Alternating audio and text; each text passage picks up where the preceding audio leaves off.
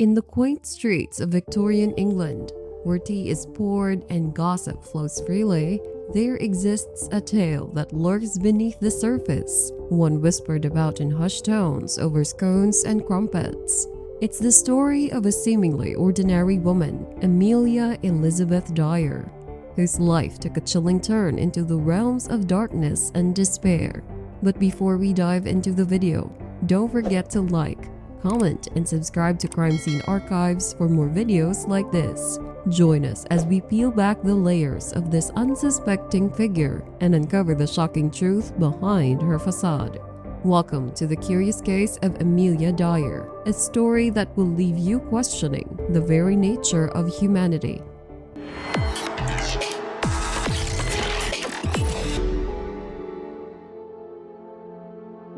Warning: this video contains graphic content related to crime scenes. It is intended for educational purposes only. Viewer discretion is advised. Amelia Dyer is notorious for being one of the most reviled killers in history, spanning 2 decades, during which she is believed to have mercilessly murdered hundreds of infant children under her care. But how did she carry out these heinous acts? Born in 1836, Amelia found herself orphaned by the age of 22.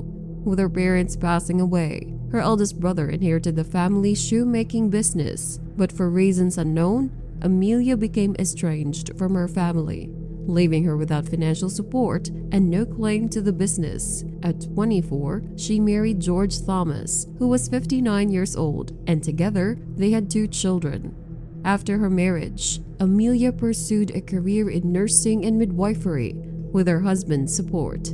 During her training, she encountered a woman who introduced her to the practice of baby farming. Baby farming was a phenomenon in late Victorian era Britain, where individuals would take custody of infants or children in exchange for financial payments, either as lump sums or installments. Often, midwives exploited the plight of single women, profiting from their vulnerable situations for a period of time. Amelia operated her own boarding house catering to single pregnant women. She assisted these women during childbirth, after which they would compensate her to care for their newborns. In her advertisements, Amelia portrayed herself as a respectable, married woman committed to providing a happy and healthy life for unwanted children. Described as well-mannered and articulate, she successfully deceived many, resulting in a growing number of infants under her care. Many women departed the boarding house without much concern for their children's fate, although some would occasionally inquire about their well-being. Once in her custody, however, Amelia scarcely attended to the infants, allowing them to perish from neglect and starvation. Starvation is an agonizingly painful way for infants to die, and the cries of hunger would be unmistakable. To pacify the starving babies, she administered a substance known as Mother's Friend, an opium-based syrup, keeping them quiet as they slowly wasted away. Upon the infant's demise, Amelia would arrange for a doctor to examine the corpse and dispose of the body. Some physicians grew suspicious of the alarming number of infant deaths in her care. If suspicions arose, Amelia would relocate to a new town or feign a mental breakdown, seeking refuge in a sanitarium. With each move, she would adopt a new identity to evade detection. In 1879, a doctor whom Amelia had summoned to certify the death of a child grew suspicious following a brief investigation. It was determined that Amelia was guilty of neglect, resulting in her serving 6 months of hard, intensive labor. Upon completing her sentence, Amelia resumed her murderous baby farming activities. However, she altered her approach. From 1880 onwards, she ceased notifying doctors to remove the corpses. Instead, she took it upon herself to dispose of the bodies of the infants she killed. Realizing that by personally ending the lives of the babies shortly after acquiring them, she could maximize her profits, Amelia devised a new plan.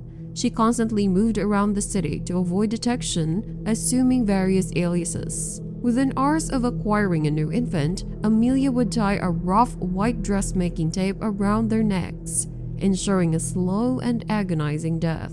What is most disturbing about her actions is that she took pleasure in their suffering, deriving joy from watching them struggle for air with the white tape around their necks. Once the babies were deceased, she would wrap them in cotton or paper before burying them, or attach rocks to them and throw them into the Thames. The mothers who wrote letters inquiring about their children's well-being remained unaware that their offspring had long since perished. On March 30, 1896, a worker on the River Thames discovered a package floating downstream. Intrigued, they retrieved it, uncovering the bodies of a deceased baby girl and boy inside. Amelia's effort to exhaust the babies were unsuccessful as the police managed to connect the material used to bind the infants to her. This breakthrough was achieved through early forensic techniques. A detective scrutinized the wrapping paper under a microscope, revealing a faintly legible name and address. Aware of Amelia's tendency to flee or feign mental illness when suspicion arose, the police devised a plan. They enlisted a woman as a decoy, hoping to arrange a meeting with Amelia and apprehend her. On April 3rd, instead of encountering the expected decoy, Amelia found detectives awaiting her arrival. A swift raid on her residence ensued, where the officers were met with the foul odor of decomposing flesh. Although no human remains were discovered, ample incriminating evidence, including the distinctive white tape used in her nefarious deeds, was found. The police deducted that in the preceding months alone, Amelia had taken custody of at least 20 infants, and it appeared she was in the midst of relocating to evade detection while continuing her heinous activities. It is speculated that over the years, she may have been responsible for the deaths of hundreds of babies, potentially making her one of the most prolific killers in history. Amelia faced trial on May 22, 1896, for the murder of 3 infants, and the jury swiftly returned a guilty verdict within 4 minutes. Throughout the trial, she attempted to evade conviction by feigning insanity. However, authorities later exposed this as a mere ploy to escape the death penalty. She proceeded to document her depravity and confessions in 5 notebooks. Amelia Elizabeth Dyer met her fate at precisely 9 a.m. on June 10, 1896, at the age of 57. Her final words were a simple declaration: "I have nothing to say." As a consequence of Amelia's appalling crimes, adoption laws were tightened, and by the onset of the 20th century, reformers pressured Parliament for legislation holding fathers financially accountable. This measure, for the most part, curbed such atrocities. Additionally, due to her killings during the era of Jack the Ripper, some speculations arose suggesting she could be the infamous murderer. The theory posits that she might have targeted prostitutes through botched abortions. However, there is limited evidence to support this claim. Amelia is believed to be responsible for the deaths of as many as 400 children.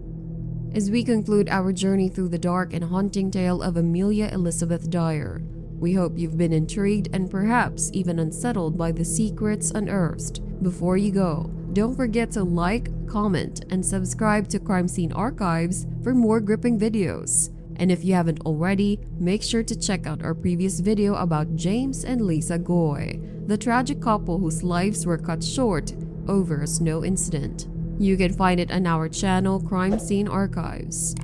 Thank you for joining us, and until next time, stay curious and stay safe.